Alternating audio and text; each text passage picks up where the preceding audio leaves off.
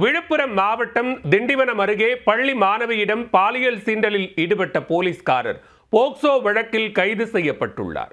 பைக்கில் சென்ற காதலர்களை வழிமறித்து போலீஸ்காரர் அத்துமீறிய சம்பவத்தில் நடந்தது என்ன?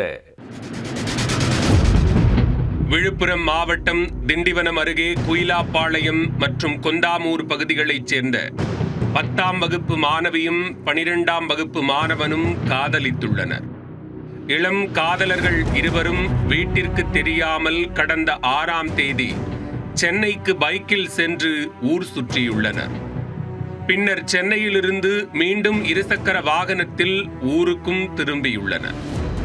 திண்டிவனம் அடுத்த பிரம்மதேசம் மன்னார்சாமி கோவில் அருகே அவர்கள் வந்தபோது ரோந்து பணியில் ஈடுபட்டிருந்த பிரம்மதேசம் காவலர் இளங்கோ இருசக்கர வாகனத்தை நிறுத்தி இருவரையும் பிடித்து விசாரணை செய்திருக்கிறார். அப்போது இருவரும் வீட்டிற்கு தெரியாமல் சென்னை சென்று வருவதை தெரிந்து கொண்டார் காவலர் இளங்கோ. பள்ளி மாணவனை வீட்டிற்கு அனுப்பிய காவலர் மாணவியை பாதுகாப்பாக காவல் நிலையம் அழைத்துச் செல்வதாக கூறி மாணவியை இருசக்கர வாகனத்தில் அழைத்துச் சென்றுள்ளார்.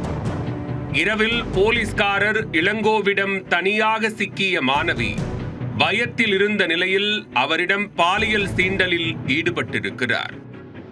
அப்போது பள்ளி மாணவி இதுபோன்ற செயலில் ஈடுபட்டால் இருசக்கர வாகனத்தில் இருந்து கீழே குதித்து விடுவேன் என தெரிவிக்கவே காவலர் பயந்து மாணவியை பாதி வழியிலேயே பேருந்தில் வீட்டிற்கு அனுப்பி வைத்துள்ளார்.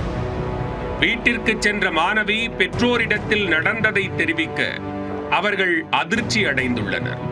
மேலும் காவலர் தன்னிடம் பாலியல் சீண்டலில் ஈடுபட்டதாகவும் தெரிவித்துள்ளார்.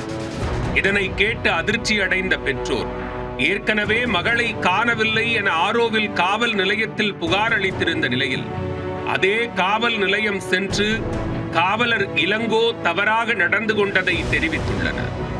இந்த புகாரை தொடர்ந்து வழக்கு பதிவு செய்த திண்டிவனம் அனைத்து மகளிர் காவல் நிலைய போலீசார் இச்சம்பவம் தொடர்பாக விசாரணை நடத்தினர்.